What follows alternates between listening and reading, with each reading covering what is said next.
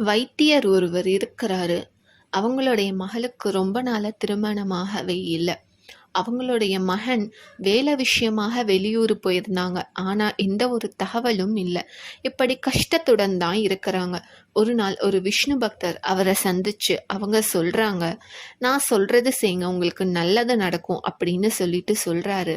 "உங்களுடைய வீட்ல குருவாயூரப்பனை எடுத்துட்டு வந்து வையுங்க. அது மட்டும் இல்லாம தினமும் நாராயணியம் பாராயணம் செய்யுங்க. நீங்க ஏற்கனவே விஷ்ணு பக்தராக தான் இருக்கிறீங்க. அதனால கட்டாயமா உங்களுக்கு நல்லது நடக்கும்" அப்படின்னு சொல்றாரு. அதுக்கப்புறம் அடுத்த நாள் இவரும் குருவாயூரப்பனுடைய படத்தை வீட்ல எடுத்துட்டு வந்து வைக்கிறாரு. தினமும் நாராயணியம் சொல்ல ஆரம்பிக்கிறாங்க. அவருடைய மனைவி, மகள் 3 பேருமே நாராயணியம் சொல்றாங்க. இப்படி ஒரு வாரம் தான் அவங்க சொல்றாங்க.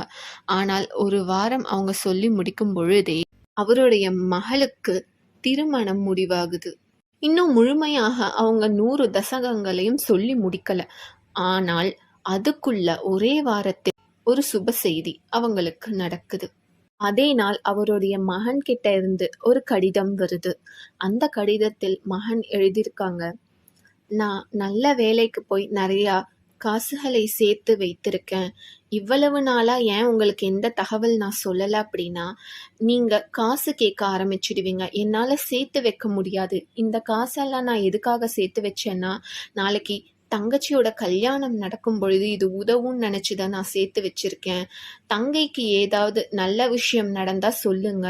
நானும் வந்துடுறேன். நான் காசும் எடுத்துட்டு வரேன். நான் நிறைய சேர்த்து வச்சிருக்கேன்" அப்படிங்கிற அந்த சுப செய்தியும் வருது. வைத்தியர் எதிர்பார்க்கவே இல்ல. ஒரே நாள்ல இவ்வளவு மாற்றங்கள் வரும் அப்படின்னு சொல்லிட்டு. அவங்க முழுமையாக நாராயணியம் இன்னும் சொல்லியே முடிக்கல. ஒரு வாரம் மட்டும் தான் அவங்க சொல்லியிருக்காங்க. அதுக்கே இவ்வளவு பெரிய பலனா அப்படின்னு சொல்லிட்டு ரொம்ப ஆச்சரியப்படுறாரு. அப்ப அவருக்கு தோணுது, ஒரு வாரம் தொடர்ந்து பகவானை வணங்கி கொண்டே இருந்தோம். அதனால இவ்வளவு நல்ல விஷயங்கள்.